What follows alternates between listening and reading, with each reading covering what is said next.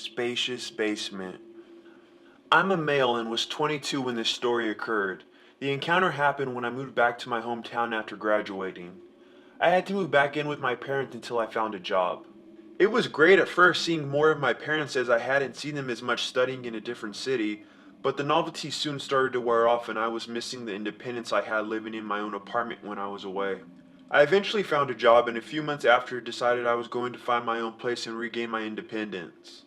I began searching online and was looking around for places that were within my budget. Then one day I came across an ad online for a place with a great location within my budget. The ad had contact details for somebody named Alan with a standard email address. I emailed Alan and found out that the place was still available. I was psyched and I arranged for a meeting the following day. I showed up to the address. It looked just like the photos from the outside. I was excited and couldn't believe my luck. I knocked on the door and a large man opened the door. Now I'm 6'1" and this guy was towering over me. He almost looked disappointed as he extended his hand. "I'm Andy," he said. It was Alan on the ad, seemed weird, but I concluded that he just didn't like advertising his real name. As I shake my hand and introduce myself as Bailey, he says, "I thought you'd be a girl." Which I guess is understandable. Bailey is a unisex name. I at this point assumed he preferred a girl roommate as they tend to be more tidier than guys. But I tell him, "Don't worry, I'm quite OCD with my living space. I like to keep it clean." He just kind of nods, still looking disappointed but as if he's trying to hide it. He unenthusiastically shows me around the place. I actually really love it so far, but anytime I show my interest, he seemed to be trying to put me off. I'm still brushing this off as him thinking I won't be as clean as a female tenant. We finished looking around the place and I told him I was really interested in renting but first wanted to see the basement. In the ad, it was advertised as having a spacious basement. He states that there was no basement. I just looked at him confused and pointed out that it stated on the ad that there was, and also that there was a door in the apartment he didn't show me during the tour, which I assumed was the basement entrance. He was beginning to act a bit sketchy and started to say that he was reconsidering including the basement and was just going to use it for storage instead. The basement was a big positive to me on the ad as I pictured man caving it out or throwing parties down there with friends. I told him I would really like to see the basement and if I liked it we could possibly work something out like me paying more to include the space with rent.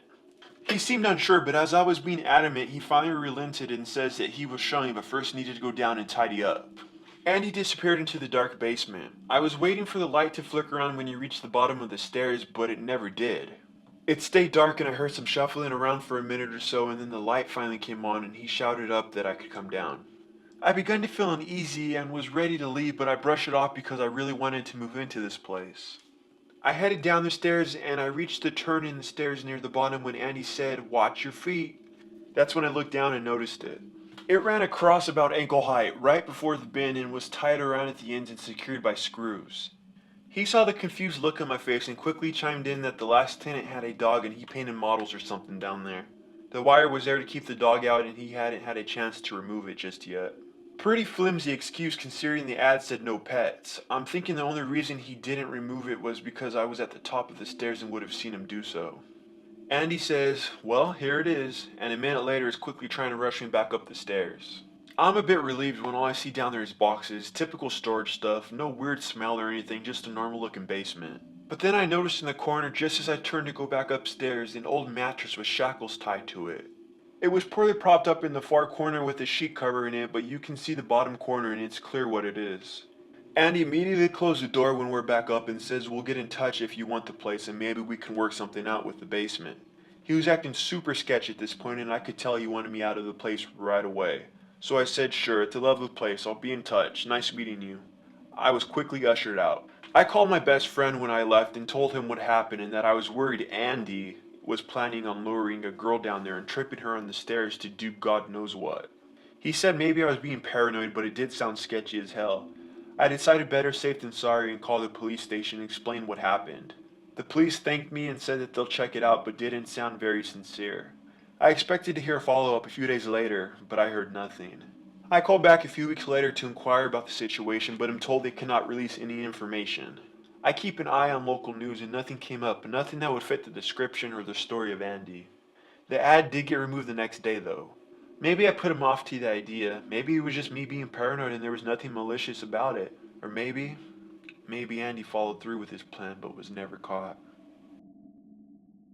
The Stranger and His Son. I was 9 years old and my brother was 14. My mom had sent us out of the house with about $30 to go to a movie and maybe get a bite to eat afterwards. After watching the movie, it started to get pretty dark, so I was ready to go home. But my brother wanted to get something to eat first, and we agreed to walk to McDonald's, which is only a couple blocks away from the movie theater. On our way there, we were stopped and approached by a man. He had a friendly smile plastered on his face and he was holding his son's hand. There didn't seem to be anything off about this man. He was average looking and seemed to be nothing more than a father having a day out with his son. "Hey, do you two think you can help me and my son out real quick?" he asked. "We need help loading a mattress onto the back of our truck. The truck is just up the road." "Sorry, we really don't have time right now," my brother said. It was at this time that I noticed the little boy. He was about 8 years old and he looked abnormally thin. He had a blank expression on his face and wore clothes that were much too big for him. I turned my attention back to the man who was mumbling to my brother that it would only take a second. My brother kindly declined again. Being the helpful kid that I was, I joined in with the man and tried to persuade my brother that we would be able to help them out. I turned to my brother who was now staring down at the little boy. My brother had a disturbed expression on his face as he looked down at this child. The little boy stared back at my brother blankly. I didn't understand why my brother had that look on his face. He grabbed my hand abruptly and said, "I think that's Mom over there." He began to pull me. We began to walk away from the man. I didn't understand what was going on or why my brother just lied about our mom being there. He didn't let go of my hand and practically dragged me until we were a distance away from the man and his son. I looked back and could still see the man holding his son's hand. Only now he wasn't smiling. He had a look of fury on his face and he yanked the little boy's arm as they walked away. I pulled away from my brother's grasp and bombarded him with questions. He shushed me and pulled his cell phone out of his pocket. He dialed in a number and began pacing around nervously while talking on the phone. I remember the police showing up as well as my mother shortly after. She took me home, but my brother stayed there with the police. I asked my mother what was going on and she said that the police were just questioning my brother because the man we encountered was very dangerous. That's all she told me and I eventually went to bed. By the next morning, I had almost completely forgotten about the incident and things went back to normal. It wasn't until a few days ago that these memories flooded back into my mind. I decided to call my now 22-year-old brother to get some answers. When I brought the ordeal back up to him, he finally gave me the information I wanted to know. And now that I know everything, I truly understand how fucking terrifying our encounter with that man truly was. My brother told me that while the man was constantly trying to convince us to go with him, he happened to look at the little boy. The little boy looked at my brother with terror in his eyes and mouthed the words, "I'm not his son, please help me." Then his expression went back to being completely blank, almost as if he hadn't said anything at all. This was why my brother had become so freaked out and snatched me away.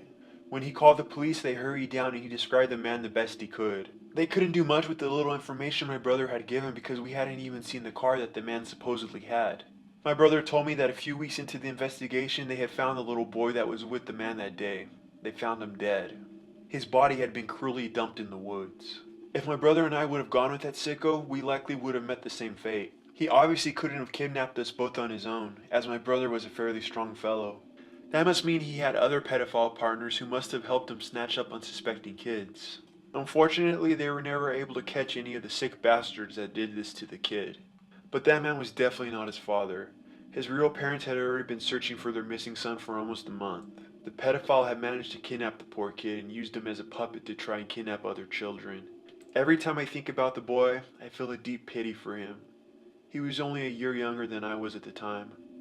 I very easily could have had the same fate as he. The lady and her baby. I grew up in a small town.